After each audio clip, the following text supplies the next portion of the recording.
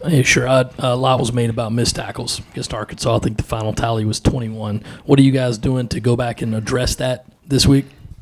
Just going back and practicing and making a bit emphasis on finishing our tackles on practice instead of making contact and just letting the guy go and just make sure you wrap him up around your feet, stuff like that. Sherrod, what's the mood of the defense with the guys Mo and Jordan going down with knee injuries? It definitely hurt two key guys of the defense. Definitely hurt us, but we only can move forward at this point. A lot of guys got to step up, try to fill in their position and just control what we can control. Sherrod, as a guy, obviously Mo's gone through something like this before, but as a guy who's dealt with some season-ending stuff, what's kind of been your role in guiding Mo through this process? Just making sure he got his head on straight, because I've been through that multiple times on multiple occasions. Just making sure he got a positive mindset, because positive mindset really speeds up the recovery time too. So. And just how are you feeling physically, and are you ready to kind of contribute 65 I'm to 70? feeling better than ever now, right now. Yeah. Kind of off that point, what were your conversations like with Mo or Jordan kind of when the news broke, and how did you kind of react and maybe kind of help them early those first couple of days with the immediacy of it? I recently only found out basically when the media brought it out for real, and immediately I just texted him, make sure he was good, and let them know that if you need anything, I'm here for you, because I know how it feels to get a season injury like that. Just making sure they stay positive. Sherrod, obviously last year you got injured, and Damani ended up playing a ton of snaps and kind of filling that role with Mo out now, and obviously you're probably going to end up playing a lot of snaps as well. I guess what do you kind of take to it when you step into that role? And obviously you played a ton of games in your time at Carolina, but I guess what does that look like? How do you kind of take to it? It's just motivation for me, especially the fact that I got hurt a year ago against Georgia, so it's kind of like a bit revenge for me. So I definitely got a chip on my shoulder this week.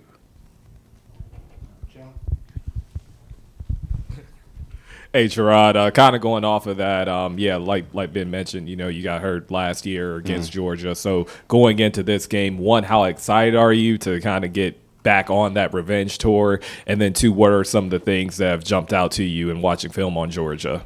They're pretty consistent. They like to run the ball, but if they can't, they'll go to the perimeter.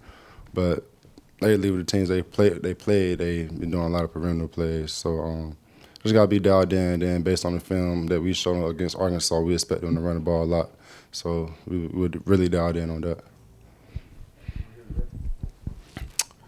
What impressed you most about Nick's performance on Saturday as a true freshman just playing in his second game? I wouldn't really say I was, I was impressed, but at the same time, I expected that from him. He's definitely a guy that's going to make a lot of plays this year and in the futures. So he's a dog. Hey, Sherrod, are there any nerves or anxiety for you coming into this game where you got hurt last year after seeing two of your teammates, have season-ending injuries last week, and how do you kind of deal with that mentally? I wouldn't say nerves. If it is nerves, it's good nerves. Because I don't really think about the injury. Because, if you think about getting hurt, most likely you will get hurt again. So that's definitely not in my head right now. But I definitely got a chip on my shoulder. I'm motivated. Really excited to play these guys and show what I can do.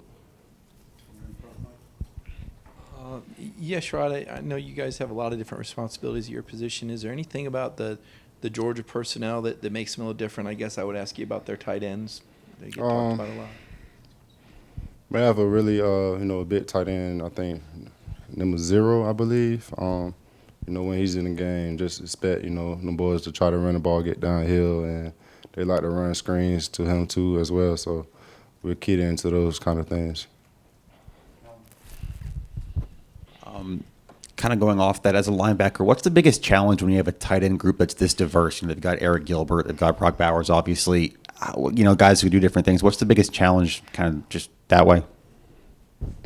Basically just trying to stay disciplined, lock into our details. Details kind of hurt us last week, so that's one of our main focus this week, and just stay locked in and allow guys to make plays.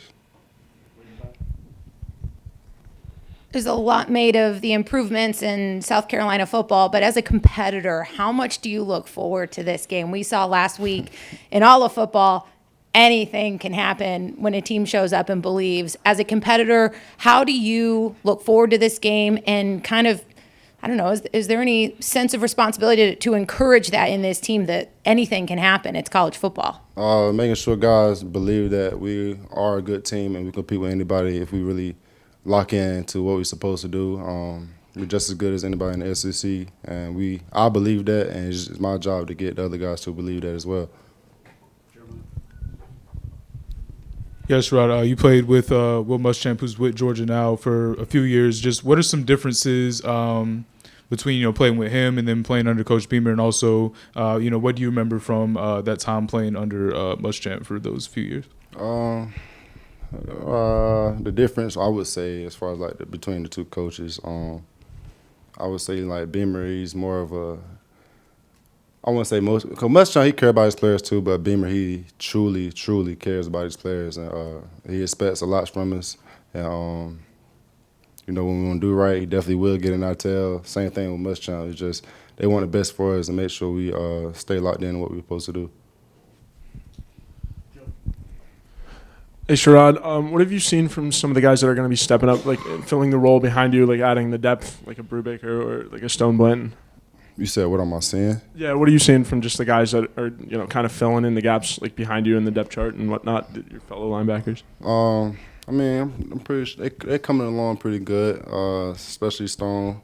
He's one of those guys that will get a lot of playing time eventually sometime this season. And he's a guy that can find the ball. He's a ball hog, so.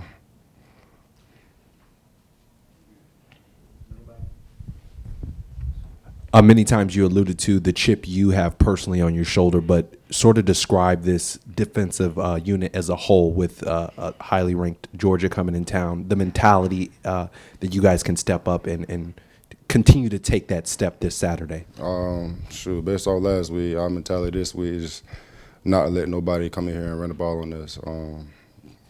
Coach made that clear, and it's our job to do that. Yeah, you're about as veteran as it gets in the SEC. Just looking at how many years you played and what you've been through. I want to ask you about Spencer. When he came in here, how quickly did you realize this guy's talents? And as far as quarterbacks you've played in the league, where do you think Rattler stacks up in terms of his talent and upside? I recognize his talent. He first stepped on. We was doing little summer workouts, 7-on-7s against each other.